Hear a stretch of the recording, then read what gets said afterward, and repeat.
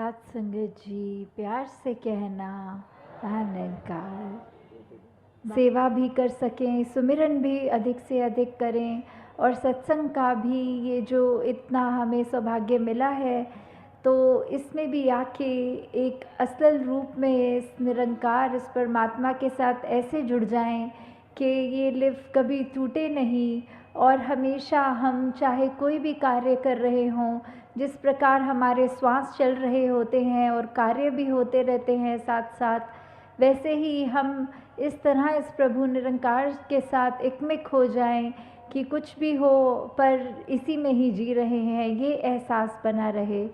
तो आज ये जो हरदेव वाणी का जो ये शब्द चल रहा है, तो उसकी पंक्तियाँ। हाँ जी। बंदे में गर भाव बदी का बन जाता शैतान है। तो कैसे मनुष्य को ये बात बताई जा रही है कि मन के भाव जो इंटेंशन होती है और उसमें अगर क्या है, अगर हमारे यहाँ जो एक इंटेंशन है, एक हमारा भाव है, उसको कर्म के साथ हमें जोड़ना होता है। अगर हमारे मन में कोई ऐसा एक इंटेंशन आ गया है कि हम ये करना चाह रहे हैं, तो वो सिर्फ ख्याल रूप तक ही तब तक है जब तक उसको हमने कर्म का पार्ट नहीं बना दिया, कर्म में ढाल नहीं लिया, तो वो फिर एक हमारी नियत, हमारा करने का जो मन का भाव है, वो उस तरह हो जाता है कि जैसे एक इंसान अगर गलत सोचेगा तो फिर वो गलत ही करेगा, अगर वो पतन की ओर जाएगा तो फिर एक उसके कर्म उसको और नीचा धकेलेंगे। तो बात सिर्फ सोच की है, मन की है। मन में ऐसे बुरे ख्याल अगर आएंगे तो ही हम गलत काम भी करेंगे, और उसी को अगर हमने ऐसा देखना है कि हमें गलत काम से दूर रहना है, हमें अगर उस तरह अपने जीवन को एक खुशबूदार फूल की तरह रखना है, तो हम अपने ख्याल में, अपने जहन में ही ऐसा कुछ आने नहीं देंगे जो आगे चल के हमारे कर्म में बन जाए। हाँ जी। भाव अगर है नेकी वाला बन सकता भगवान है। तो यहाँ भाव फिर से यहाँ विपरीत एक जो एक अच्छा भाव है, तो वो देखें कि कैसे वही इंसान अगर हो पर मन में उसके जो भाव आ रहे हैं वो अच्छाई के लिए आ रहे हैं, कुछ अपने लिए अच्छा, पूरे समाज के लिए अच्छा, अपने मन को और एक सुंदर रूप देने का, अपने ये जीवन में मानवीय गुण भरने का जब भाव है, तो फिर उसकी तुलना एक भगवान रूप के साथ यहाँ तक कर दी है।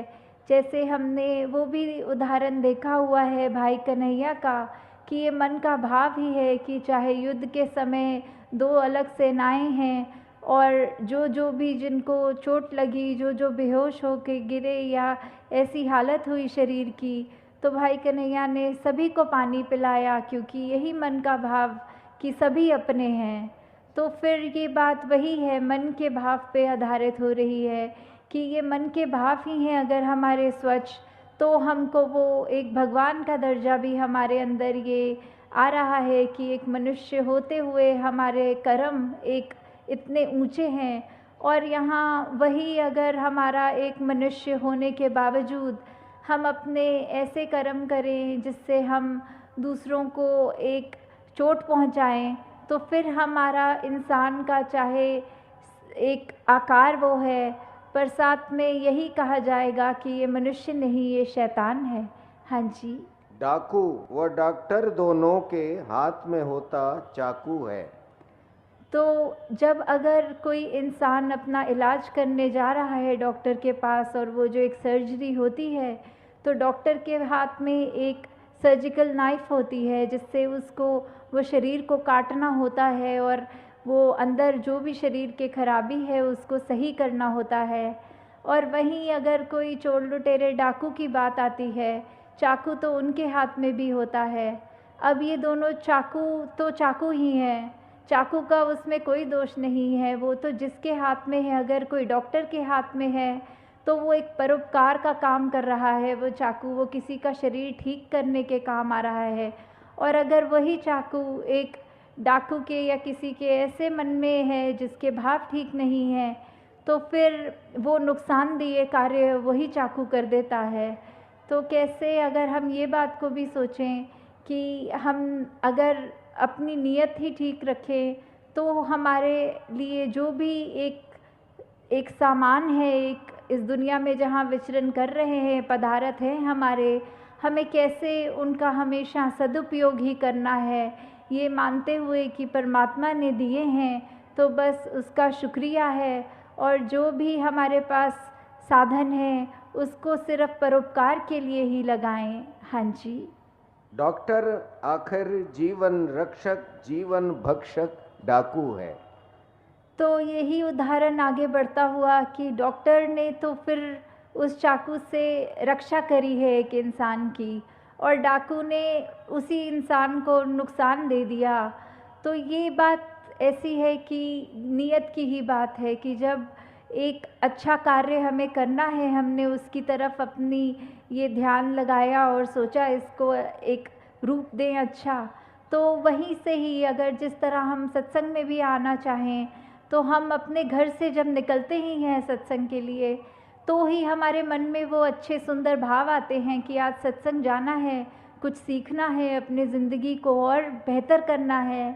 तो वैसे ही एक अगर हम यात्रा अपनी कर भी रहे होते हैं उसमें भी हमें ये निरंकार का एहसास लगता है कि टाइम से सत्संग पहुंच जाएं, अच्छे से महात्माओं जो भी बोलेंगे, किस रूप में बोलेंगे वो सुनेंगे भी, तो भी हमें अपने उसके बाद सत्संग का जब समाप्ति हो जाएगी तो कैसे वो सब भावों को अपने मन में बिठा के, अपने मन के भावों को शुद्ध करके अपने कर्मों में वो जब तक बातें नहीं डालेंगे तो उसका कोई फ़ायदा नहीं होगा। तो ऐसे ही इसी उदाहरण में भी कि ये डॉक्टर और चाहे एक डाकू की बात है, पर हम इसको किसी भी एस्पेक्ट में देखें, बात सिर्फ इतनी है कि मन अगर हमारा शुद्ध है, हमारी सोच शुद्ध है, तो हमारा एक भाव के बाद हम उसको कर्मों में भी एक शुद्धता डाल सकते हैं। हाँ जी। दिखने में है एक से दोनों भाव मगर है जुदा जुदा। तो कैसे एक इंसान का जो आकार है वो डॉक्टर का भी वही होता है, डाकू का भी वही होता है, एक अच्छे इंसान का भी एक मूरत, इस दो आँखों, एक नाक, होठ, कान, ऐसा ही दिखता है इंसान वो। पर बात ऐसी आती है कि इंसान को देखकर हम ये जज नहीं कर सकते कि वो कैसा इंसान है। दिखने में सभी इंसान एक जैसे हैं, पर अगर हमें यही देखना है कि कौन इंसान कैसा कर्म कर रहा है, उसी से हमें पता लगता है कि हमें इस इंसान के पास जाना है, ये तो बहुत अच्छी बातें करता है, इसका जीवन देखो कितना सुंदर है, हमें इससे शिक्षा लेनी है, हमने इसके जैसा बनना है। और वहीं दूसरी ओर अगर इंसान हम ऐसा देखें जो कठोर वचन भी बोल रहा है, खुद भी परेशान है, औरों को भी परेशान कर रहा है, तो हम हरगिज़ उस इंसान के पास नहीं जाना चाहेंगे। तो इंसान ही है, ये 5 तत्व जो है वो हर इंसान में है, पर हम अपनी सोच, अपने दिल, हमारे पास जो ये चेतनता है, ये ब्रह्म ज्ञान है, हम उसका कैसे सदुपयोग कर रहे हैं वो हमारे हाथ में है। हम कैसे अपने जीवन की दिशा को कहाँ ले जाना चाहते हैं ये भी हमारे हाथ में है। हाँ जी। एक बुराई करता हरदम एक भलाई करे सदा। तो कैसे ऐसा ही इंसान जो हमेशा उसके पास अगर तो उसकी, जैसे अभी ये डॉक्टर का ही उदाहरण चल रहा है कि कैसे अगर तो एक डॉक्टर की भी मति खराब हो गई तो फिर उसको भी अगर वो सर्जिकल नाइफ मिलेगी तो उसने भी नुकसान पहुंचाना है। और एक अगर डाकू का भी उस समय हृदय में परिवर्तन आ जाए तो उसने भी वो चाकू हाथ में होते हुए किसी के चोट नहीं पहुंचा सकता।